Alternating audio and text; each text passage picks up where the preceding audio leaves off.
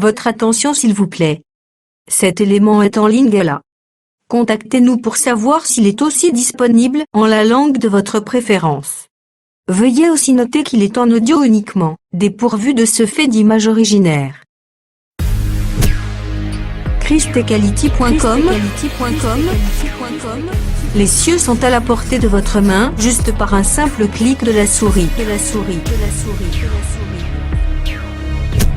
Évangileéternel.com. Le site de l'Évangile éternel.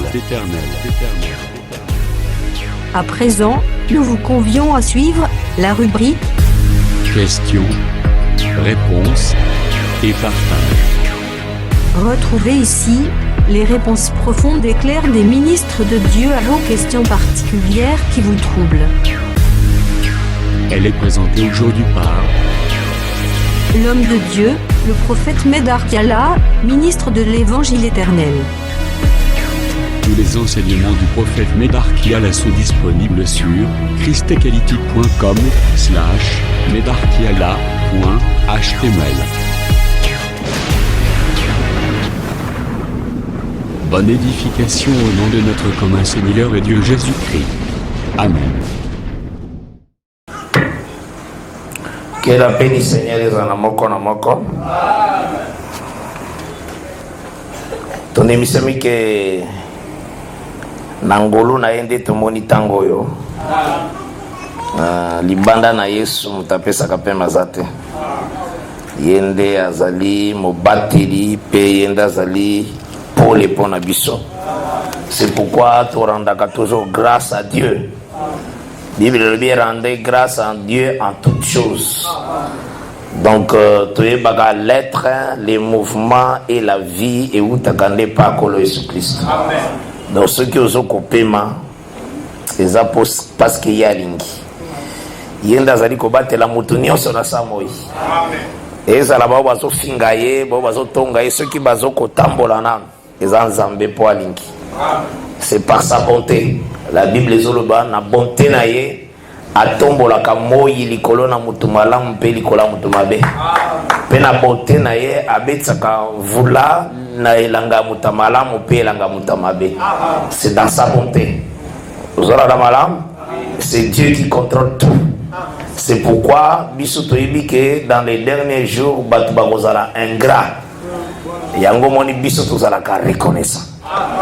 Ce qui va tout bako zanga ko reconnaître que na nzambende bazo zwa tango mais biso toyebi que nzambende ce qui était nani ni mususu libanda na ye muswazalité et tous les textes na biso par la grâce de Dieu.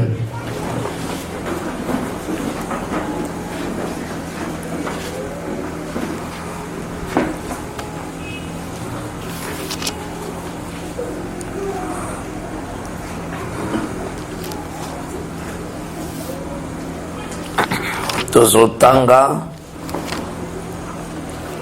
na mukanda d'abord il y a Apocalypse chapitre 11.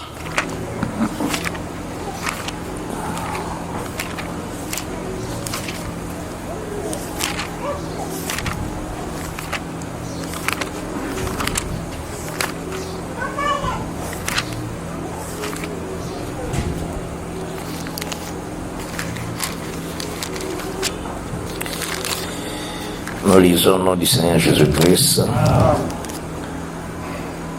À partir du verset 1, verset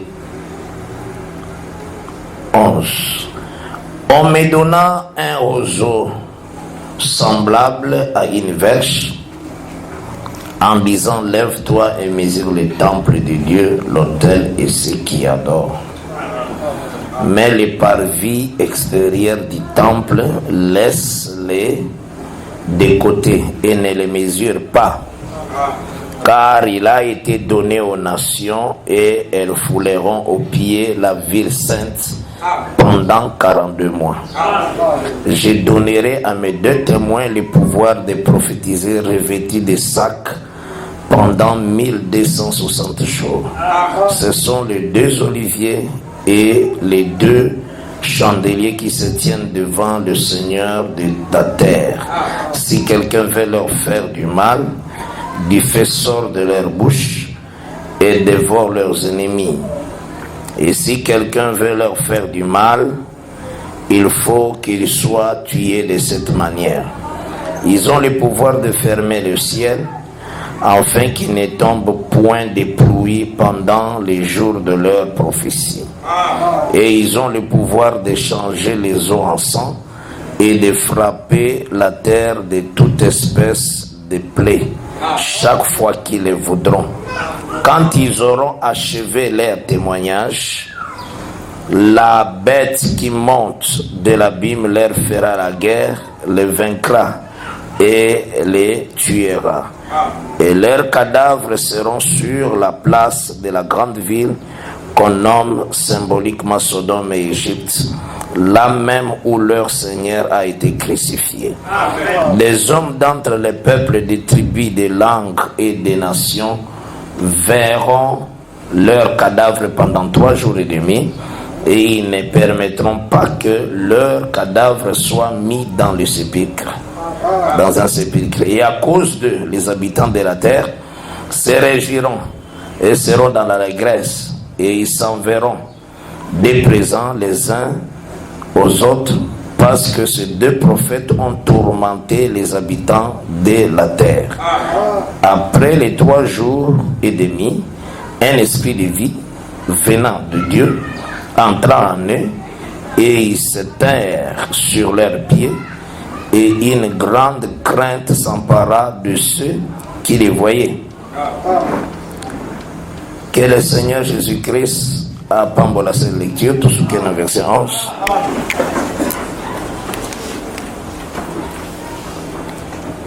Notre grand souci est que ozala na marque de Christ dans ta vie. Ozala na marque ya mutu te, so batali caché ozana ngo ezande ya mutu. Soki batali yo bazomona ke zo soutenir ne makamba bato. Wana koza récompense à bato. Mais il faut pas trouver na kati na yo la marque du Seigneur. La parole de Dieu. Ya on défendre dans ta vie, c'est très important. Et donc il faut y que ceux qui ont simba yango, il faut apprendre dans ta vie au kangamanae loko soki sana ba base à écriture. Na totali sakabino tango nyonso balobaka te ke likambo yo église na biso nde lobaka te. Balobaka il est écrit dans les livres des justes ou bien dans les saints livres ou communément appelé la Bible. D'autant aussi soutenir quelque chose, il faut en avoir base et écriture. Le Seigneur a tout mis par écrit. Nyons, Zamba c'est qui a par écrit. En fait, vous avez la facilité, il y a eu qu'on répondre na muto azotindayo. C'est ce que Proverbe Zali Koloba, chapitre 22 à partir du verset 20. Nalingi d'abord Nathalie Sayo que toute la Bible est l'obélaga sur la chute d'Adam et relèvement d'Adam. Nakati a relèvement d'Adam de tout le monde à Adam dernier. Parce que Nathalie Sakibi, non, dans le livre Ecclésiaste chapitre 4, l'écriture est dit que 2 valent mieux que 1. S'il tombe, donc, 1000 baleines sur Bakoué, Koukoué, c'est la mort. C'est la mort de les hommes. Mais l'un relève l'autre. Donc, Jésus-Christ, par sa mort, a eu côté Missa, premier Adam. C'est ce qu'il faut comprendre. Il y a un monde total, ce qui que, Nakati a premier Adam, Bissot Ozali, Israël pe Azali. N'a pas ce qui est écriture dédiée. Cette écriture dit ceci. Dans Luc chapitre 4, place qui est qui l'année à grâce. L'écriture est Zoloba. L'année à grâce, le Seigneur a offert sa bonne nouvelle aux pauvres. Bonne nouvelle, on a aélé en monde bas pauvre. Ndé na lubi que l'année à grâce est allée pour libérer des fils basagi na prison. Vous en avez Bisso na Israël. C'est pourquoi tu m'as déjà expliqué yango. Yango to limite total ça.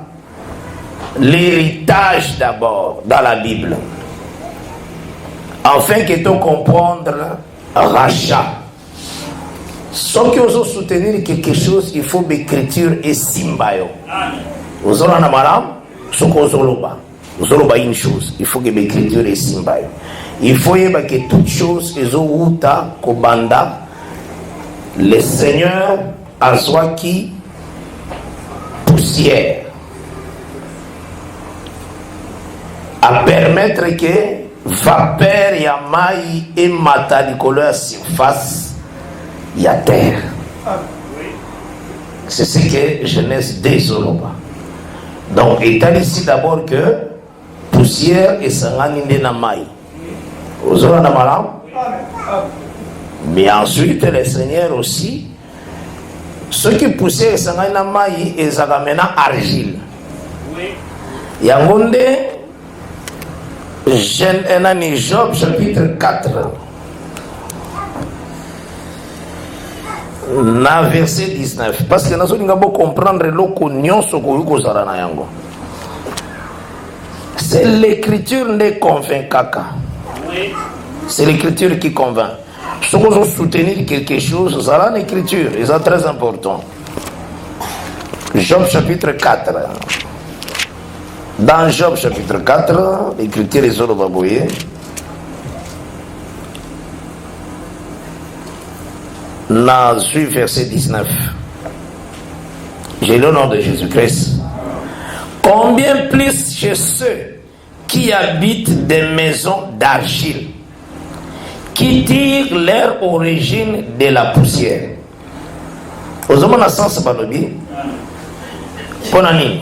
Bazo tirer origine na poussière. C'est ezaki maningwana.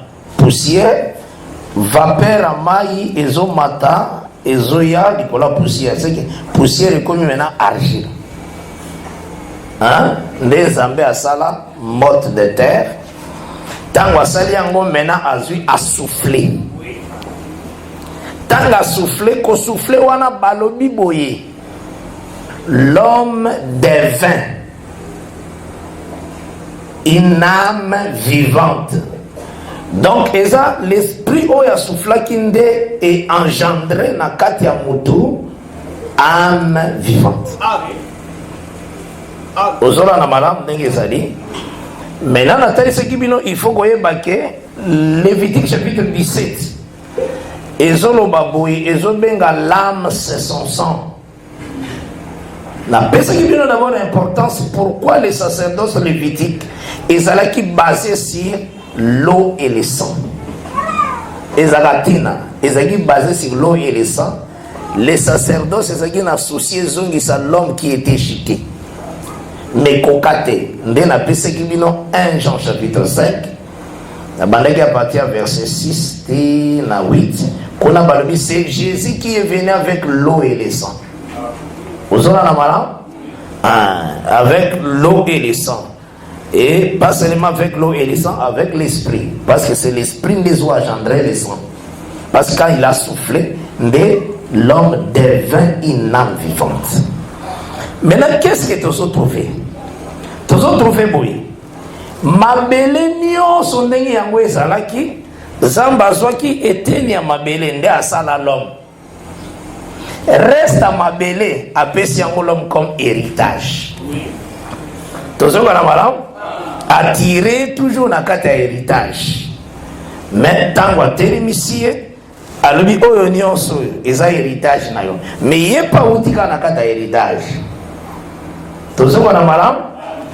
Maintenant, quand le Seigneur a payé mon béco, alobi le jour où yo kolia le fruit de l'arbre, la connaissance du bien et du mal, tu vas mourir. Toujours que la mort c'est la séparation. Or, l'homme tire son origine de la poussière. C'est ce que Job 4 Solomon. Maintenant, il faut y aller. Ni nyango esangisa kipo l'homme comme l'homme. Allons de la poussière comme l'homme. Et ça d'abord l'eau. Et ensuite le sang engendré par le souffle de Dieu. Vous avez un malade. Ce sont ces deux choses et l'homme. Donc ce qui est Zambé alingi azongi samutu na état initial ya qui est poussière. Cela veut dire qu'il faut retirer l'eau, il faut retirer le sang. Vous avez la malade? Quand on dit le sang, c'est l'âme. Donc l'âme est à la juste nini. L'âme bomoto. Donc, nako swango na ulenge nini. Misala ya molimo nde yango nde babengaka âme. Donc misala ya molimo na yo, lolenge molimo no ezo travailler. Donc misala na yo wana nde yango nde babengaka âme. Maintenant Dieu ne jugera pas l'esprit, mais Dieu jugera les âmes. Ézéchiel 18 le dit que l'âme qui pêche, c'est celle qui mourra. Vous avez un malin? Donc la mort d'Adam, et ça qui par rapport à retourner à la poussière, dans 930 ans à Koufa. Et mort naé aussi, à qui séparé de Dieu spirituellement. C'est ça les deux morts Adam Sibisaki. Deux morts, voilà, etali sakana elobeli mususu, na bozambe etali saka déportation. Parce qu'à soi, Israël a considéré comme Adam. Mais Israël a kenda deux déportations minene. Israël à Égypte, la Babylone. Yango moni David avant à comme roi abunda na ours na lion, des animaux kaka. Des animaux wana des animaux ya kukanga agneau ya botoli ou bien lion akangi agneau ou bien ours akangi agneau. Et ça veut dire que agneau qui est Adam ou Israël accueilli à aucune des déportations. Il y a des sortes d'animaux. Des animaux. Vous avez un malin? Tant que ba merveille ya bika. Tant que ya combattre Goliath. Alors dit ton serviteur a derrière les troupeaux de son père. Quand venait l'ours ou le lion. Vous avez un malin? Ma nation si soko tangi na Daniel chapitre 7 ba compara ka bango na ba animaux. Vous avez un malin? Maintenant, quand tu lis la Bible, il faut d'abord comprendre que l'héritage que le Seigneur a passé à Adam, c'était d'abord les jardins d'Adam, où ils ont écrit Nyos, où Yazwaki. Mais tant que Sumuki a kawani na héritage. Vous avez un malin? Cela veut dire que Sumukande salakake au kabana na héritage. Mais ce qu'on aussi aux ensemble la héritage. Aux l'obéissance c'est ça là qui offre un héritage. Désobéissance c'est ça là qui perdre l'héritage. Tant aux autres ça directement quand ça n'a pas ça là que au son un héritage. Donc ce qu'on si colami il y a qu'on appelle héritage et ont mis dans ma boucle là.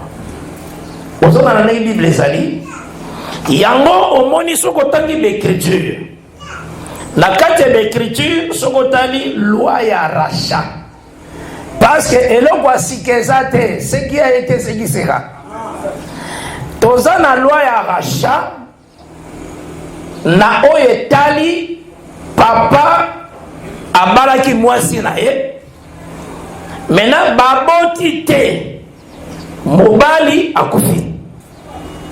Alors il faut déconnaître azo esika mobali po akokako sangola libula wana ya mwasi wana na tina ete azongisa kombo ya defe na mwana kobota. Là eza Deutéronome 25 au verset 5 tina verset 10. Donc tozana lolenge ya rashawa. Nde balobi ke soki wana o esingeleki azo esika aboyi ndeko na ye mususu akozwa esika me bakobotola ye sapato ozala na malamu atoyebi rachat na écriture eza d'abord mwasi oyo atikalaki mobali akufaki nde fo barachete Tout écriture, tout ça dans votre premier yang. Ensuite, tout ça l'écriture. Il y a rachat dans Lévitique 25. Dans les kabwa jubilé, ce qui moto a mité qui peut comme pauvre. Va racheter la personne. Na proche parent. Vous aurez la malade. Ou a Monica comme pauvre a teki héritage naie. Héritage naie ce qui était kami. Ensuite, ce kalinga songa na héritage naie on a toujours Lévitique 25.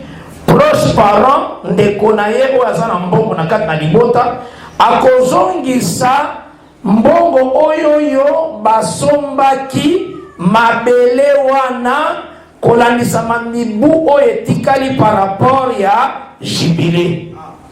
Ozona na ndenge ezalaki tozindakisa motu anesi bandi parce que par rapport ya jibile ezalaka 50e année batekaka par rapport ya 49 ans.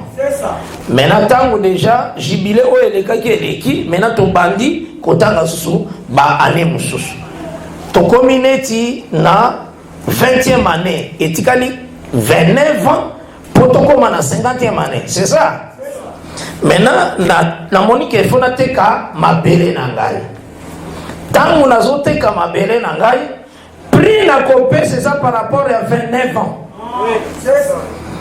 Tango na négocier ti na yokali neti na mutani boso mabele na nga par année na teki yango neti $1 tozwa exemple ya bambongo toyebi ou bien na teki yango par exemple par 1000 francs CFA tozora na malamu. Cela veut dire oya kosomba mabele na ngai ako calculer 1000 francs CFA fois 29 donc ako pesa ngai 29 000 francs CFA.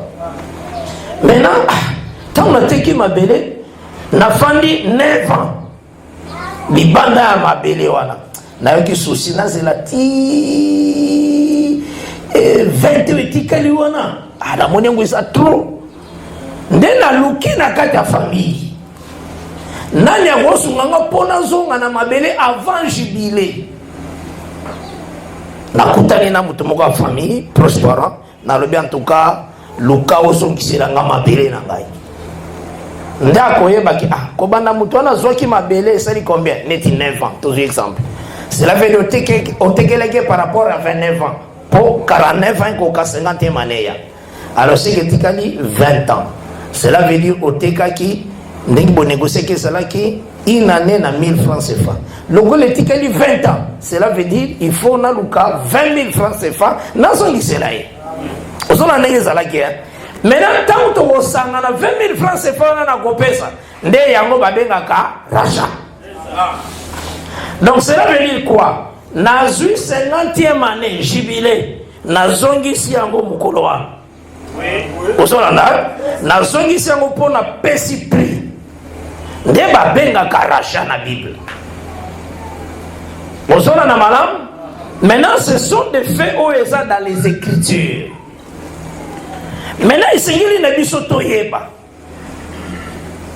Bible bengaka héritage nini. Parce que héritage, Adam héritage naye ezalaki la terre. Vous avez la malade, jardin a perdraki héritage. Maintenant le Seigneur a eu ko zongele lobeli ya héritage. Nakati ya lobeli héritage, le Seigneur tangwaye pa Israël. Landanga o malamu. Yokani ngazo classé ba héritage. Ce qui t'ozui Deutéronome chapitre 10 la banane de Deutéronome 9 verset 26 27. Donc héritage et ça m'appelle ça va maintenant tozwa ndenge maintenant zambazo qui ko expliquer le cambo héritage.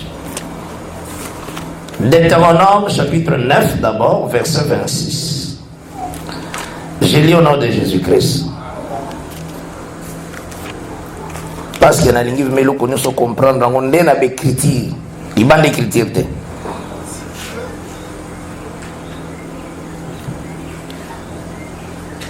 La parole du Seigneur est le Bible.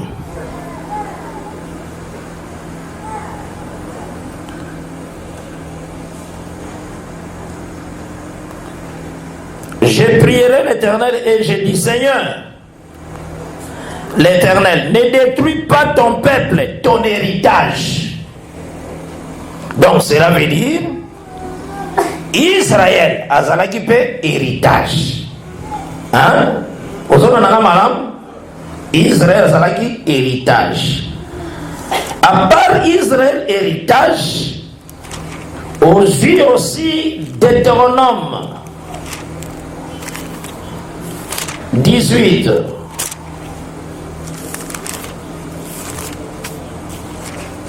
Même Deutéronome 10. Israël a héritage. Aux yeux encore l'écriture de Dieu.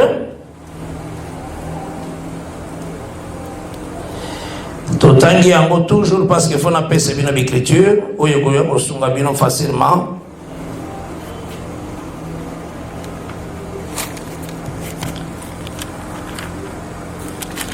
Nazuna navana zongawana nazuna no Deutéronome 33. Parce que maintenant tu voyez bako classer yango. Pour maintenant comprendre ndenge makambango ezalaka. Pose à la motute ozala vraiment fanda bien l'écriture. Aux yeux de Deutéronome 33 verset 4 na 5. Moïse nous a donné la loi, héritage de l'assemblée de Jacob. La loi aussi est un héritage. Pour nous comprendre les rachat à terre. Oh, rachat à terre, rachat à terre. Nous avons expliqué bien avec des écritures à l'appui. Pour le moment, nous avons s'accomplir dans la suite des temps. La loi, parole kakaboy, babenga ngopé héritage. Quand le Seigneur a ébissé Israël, que on a aussi dans Deutéronome 33, verset 4. Ça va? Tant aujourd'hui, dans Deutéronome, chapitre 18, dans verset 1, je lis au nom de Jésus-Christ.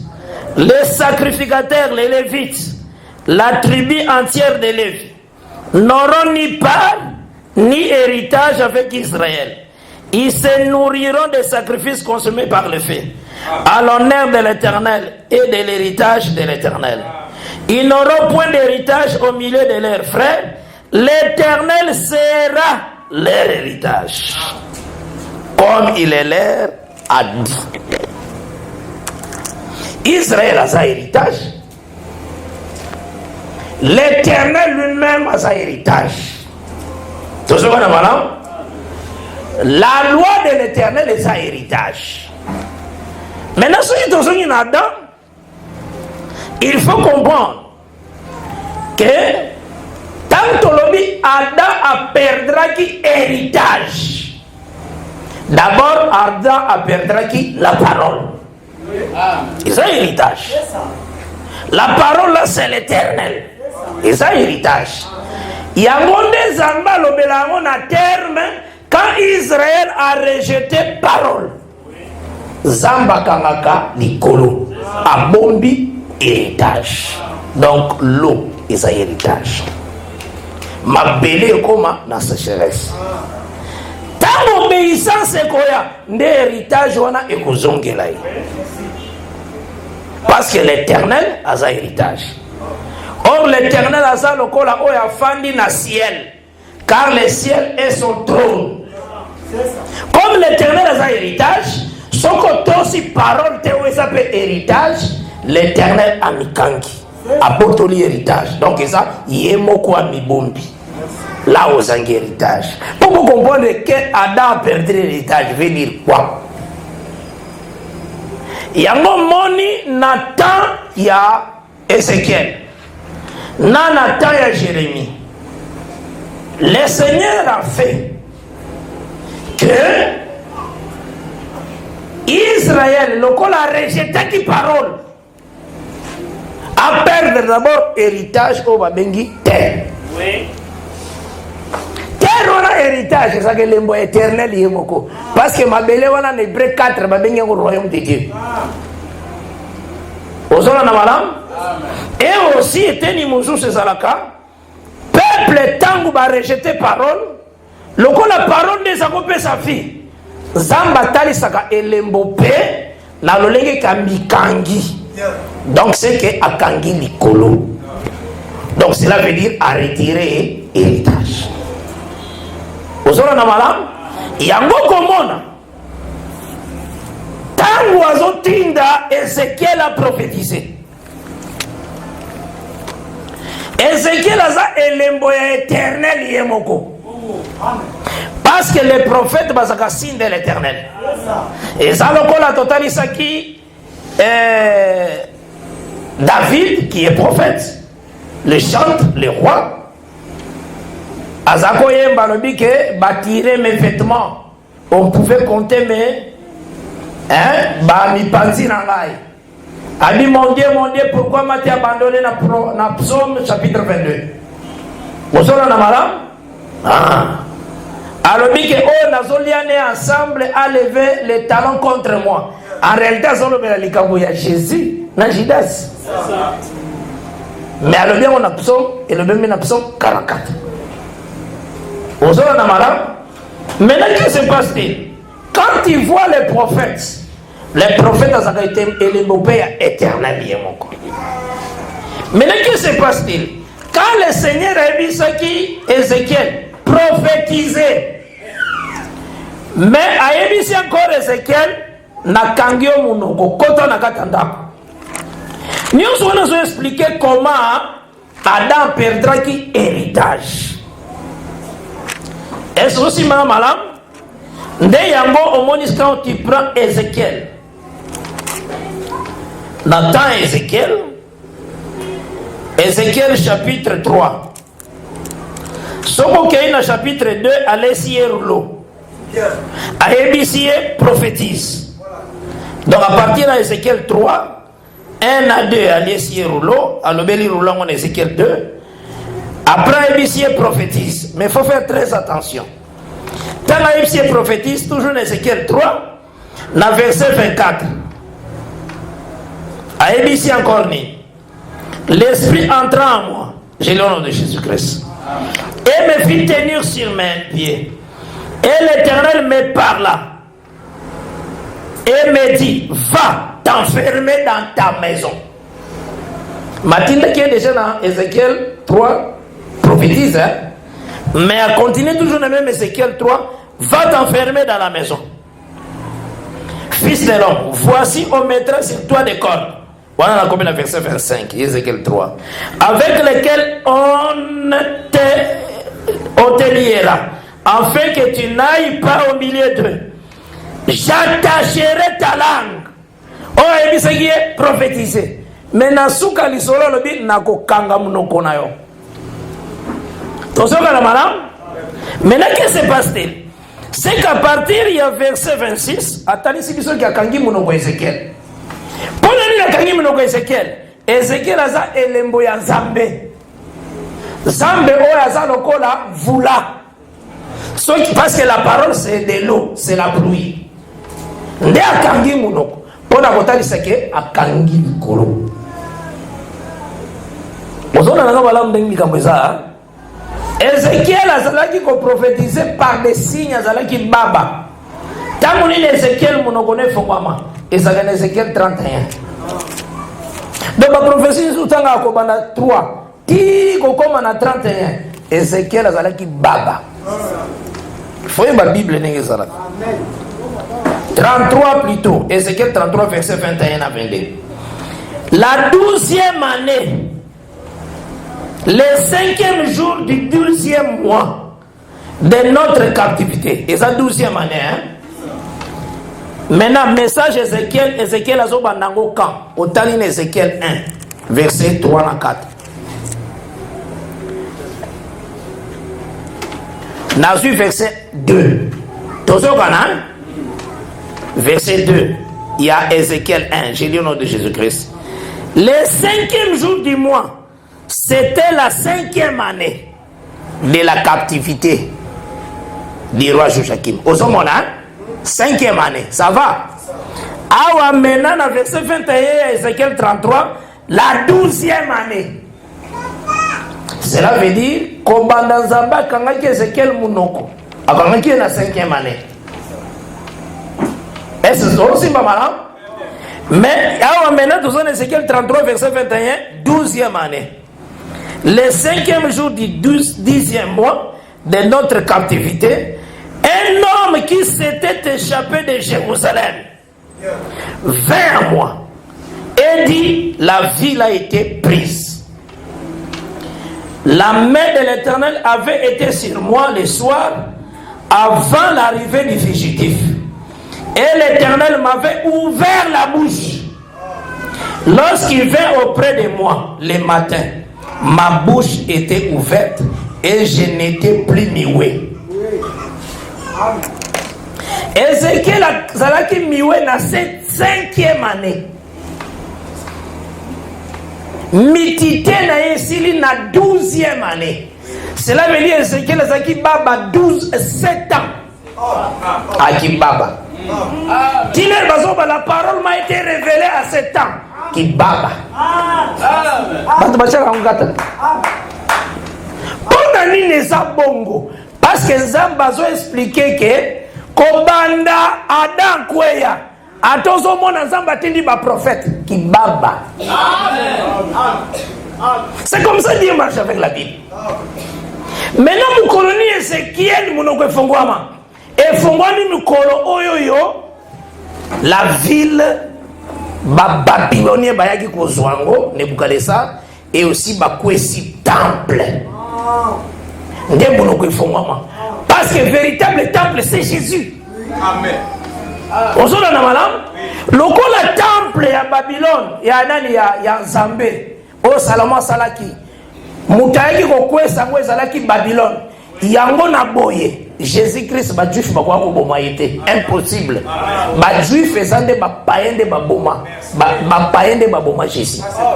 Pour nani pour verser ça que temple ezalaki Nebukadnezar ndakwesa. Et ça juif. Jésus a le bien maintenant dans Matthieu 20. Il faut comprendre la Bible.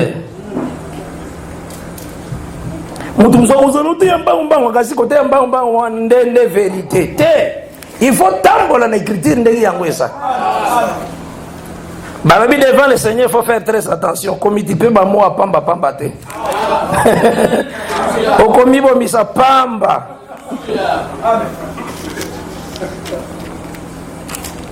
Aujourd'hui, Matthieu, chapitre 20. Et là, on a son héritage, on a expliqué bien clairement. Chapitre 20, verset 17 à 19. Je lis au nom de Jésus-Christ. Pendant que Jésus montait à Jérusalem, il prit à part les 12 disciples. On a verset 17. Il y a Matthieu 20.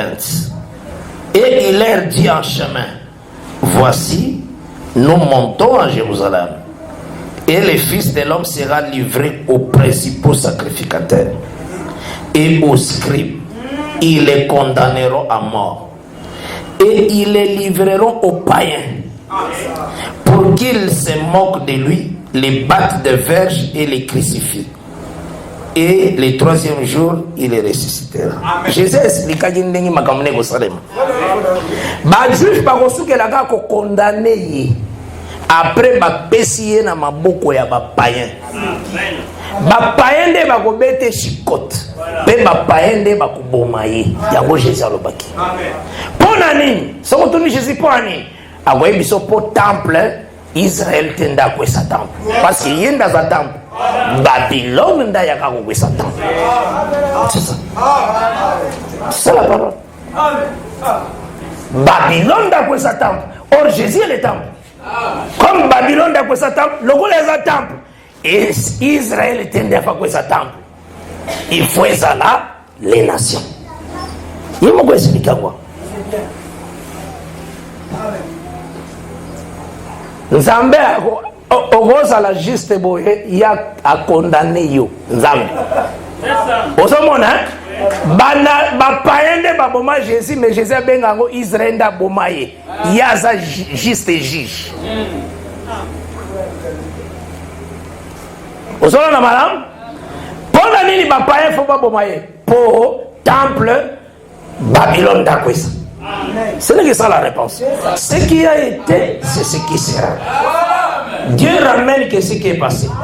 Maintenant, jour où bazokwesa temple, un fugitif azalaki wana akima. Amen. Voilà.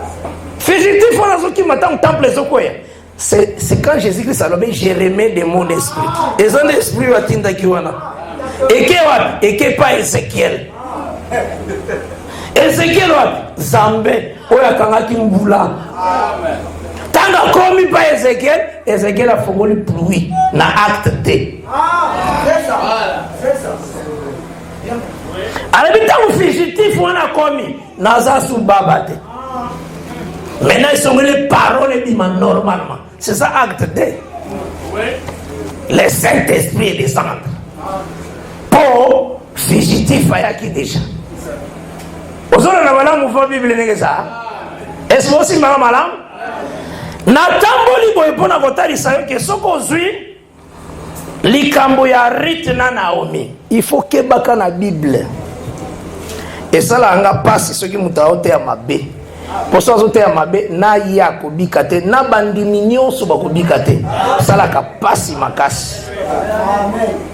Ce qui mutaote ya mabe. Muso zote ya mabe alingi yote. C'est ça. Omonika ndengo kimaka mutuka na nzelo tali kote elingo ya obendani ndenge moko na litea mabe. Ya litea mabe kute leki mabe makasi parce que ils ont la mutuna lifelo. Zomwana iko tuto na nzoto mobiki na okena lola. Soko zao yokroyaki. Ozora na malam? Ah, c'est ça, il faut faire très attention.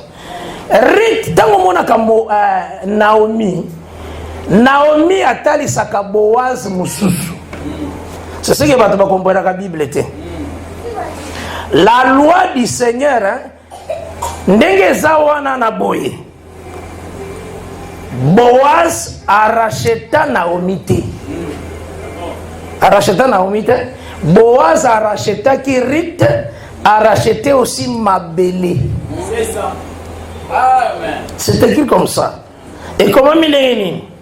Tangu Naomi baye territoire, Naomi a teka héritage ya Elimelech. Vous savez na malam?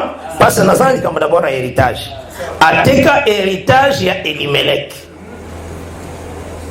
Mais loi sur héritage est dans Lévitique 25.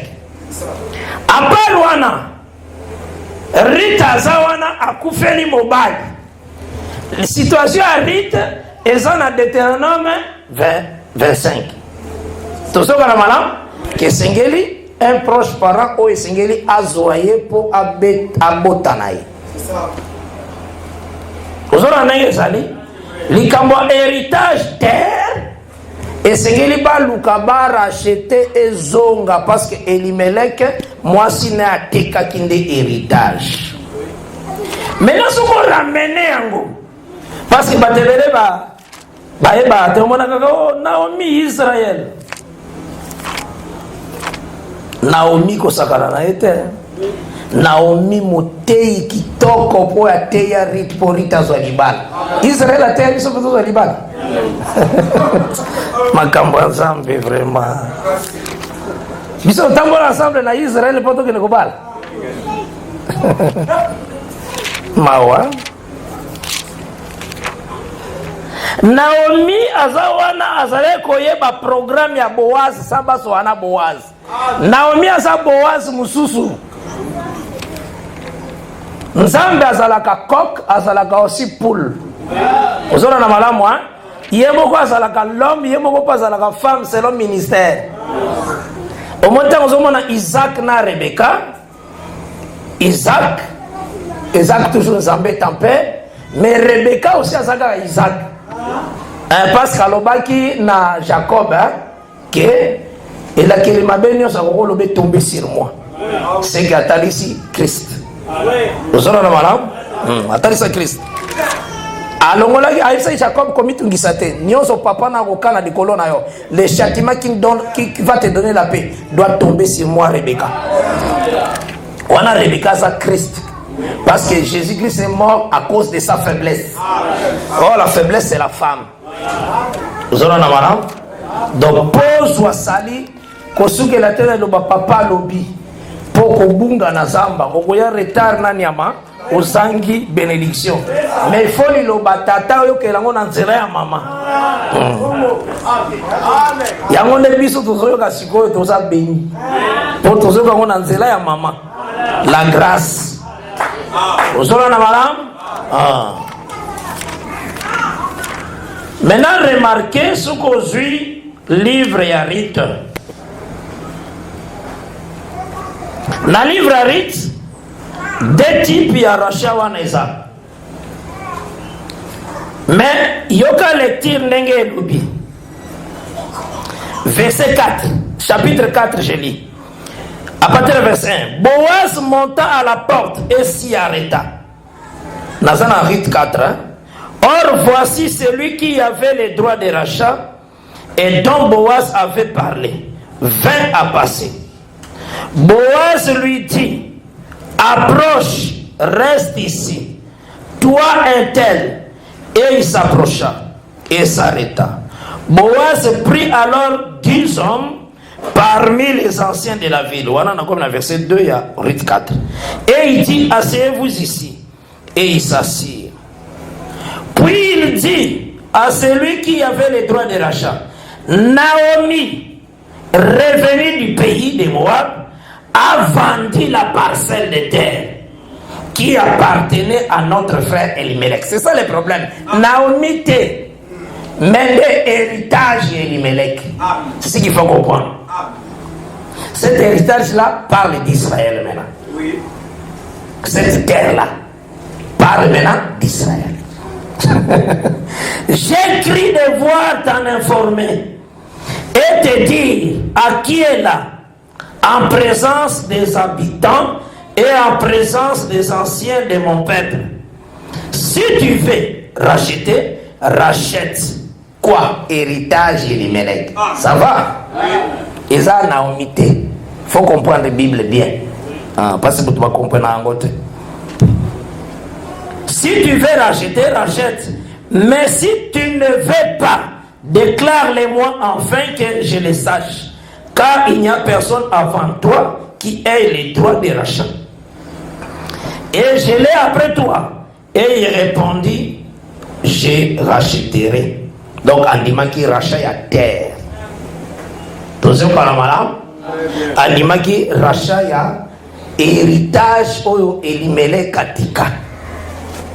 Parce que Elimelech a l'embopé la loi aux Ibana Nemi Balé Bates l'embopé Psaume et les prophètes. Baza 3, ça va? Mais là, tant que Baza 3 wana, il faut que vous ayez nani azalaki na kati na bango. C'est une poule.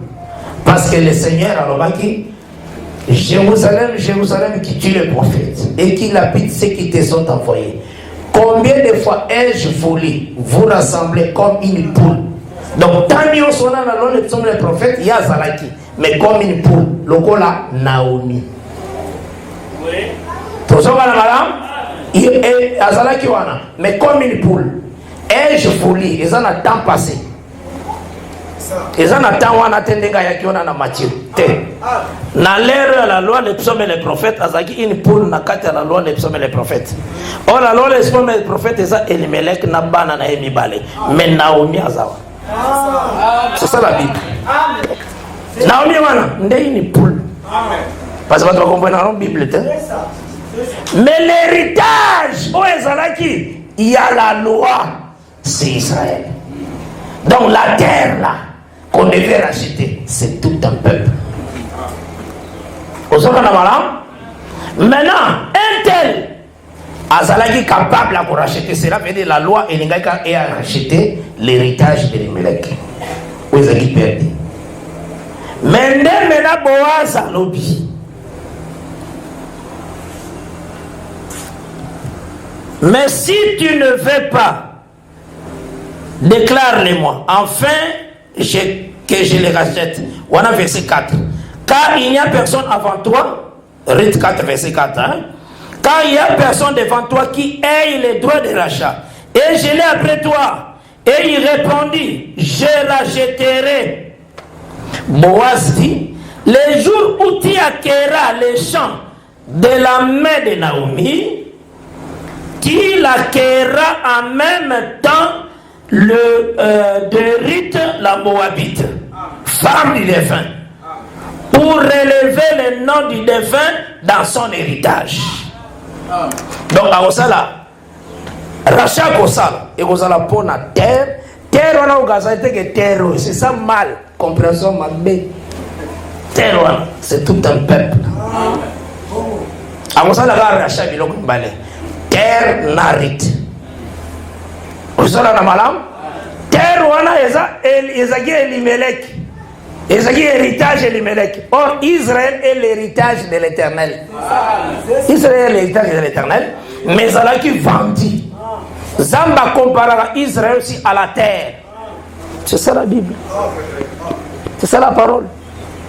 Il y a encore remarqué ce que tu as le livre à Rite. Parce que le livre à Rite est ça, ma camébélé. Si tu as le livre à Rite, il y a un temps où Boaz ça va travailler dans le champ. Mais il y a un serviteur dans le champ. Mais en attendant, il y a un temps où il travailler dans le champ. Mais il travaille dans le champ dans Boutou. C'est écrit comme ça dans Rite 3. Pour ma terre, c'est tellement belé. Vraiment.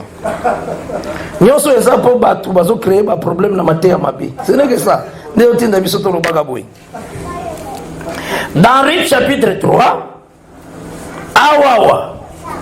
Okomona ke Naomi a yebi programme ya Boaz samba soana Boaz. Cela veut dire Naomi aza Boaz mususu. Yoka. C'est Naomi ndazo rassurer repos pour na Rite. Nani ngwa ko rassurer repos na biso soka nzambete frère. Ah là là là. Il faut yebake un Moabite akwa kokota jamais dans l'assemblée d'Israël. C'est Deutéronome 23. C'est interdit. Moabite, Ammonite, Agogota jamais dans l'assemblée d'Israël. Même la 10e génération, même à perpétuité. Mais pourquoi Kotaya Ezaporit Naomi Akoma Mara? Elle a été frappée. À cause de frappe nae.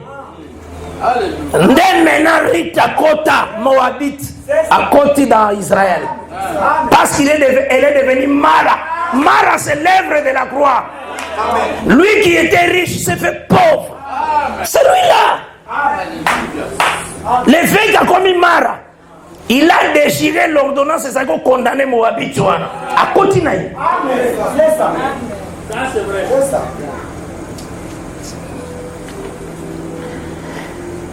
Remarquez dans Rite chapitre 3, Naomi, sa belle-mère, à partir du verset 1, lui dit, ma fille, je voudrais assurer ton repos, afin que tu sois heureuse.